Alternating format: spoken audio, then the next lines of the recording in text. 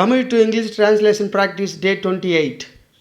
இது டே 27க்கான challenge answer. நாம் எப்போதும் எங்கள் நண்பர்களுக்கு நன்றி சொல்ல வேண்டும். We should always thank our friends.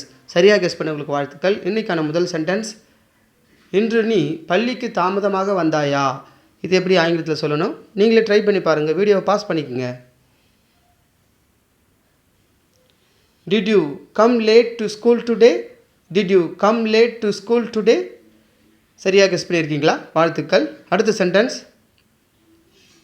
நான் நாளை அந்த புத்தகத்தை வாசிக்கப் போகிறேன். இது எப்படி ஆங்கிலத்தில் சொல்லணும்? ட்ரை பண்ணி பாருங்கள். வீடியோவை பாஸ் பண்ணிக்கோங்க. I am going to read that book tomorrow. I am going to read that book tomorrow. சரியாக கெஸ் பண்ணியிருக்கீங்களா? வாழ்த்துக்கள். அடுத்த சென்டென்ஸ், அவள் பிறந்த நாளுக்கு ஒரு கேக் தயாரித்தாள். இது எப்படி ஆங்கிலத்தில் சொல்லணும்? ட்ரை பண்ணி பாருங்கள். வீடியோவை பாஸ் பண்ணிக்கோங்க. She made a cake for her birthday. She made a cake for her birthday. சரியாக கெஸ் பண்ணியிருக்கீங்களா? வாழ்த்துக்கள். அடுத்த சென்டென்ஸ், நாம் எப்போதும் நம் பெற்றோருக்கு மரியாதை கொடுக்க வேண்டும். இது எப்படி ஆங்கிலத்தில் சொல்லணும்? வீடியோ பாஸ் பண்ணிக்கோங்க. ட்ரை பண்ணி பாருங்கள், உங்களால் முடியும். We must always respect our parents. We must always respect our parents.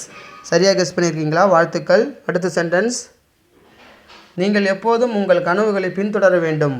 இது எப்படி ஆங்கிலத்தில் சொல்லணும்னு எனக்கு கமெண்ட் பண்ணுங்கள். இதற்கான சரியான விடையை நாளை வீடியோவில் கொடுக்குறேன். வியூவர்ஸ், தொடர்ந்து இதை ப்ராக்டிஸ் பண்ணுங்கள். இங்கிலீஷில் சீக்கிரமாக கலக்குவீங்க. இது போன்ற மேலும் பல இன்ட்ரெஸ்டிங்கான வீடியோக்களுக்கு சப்ஸ்கிரைப்.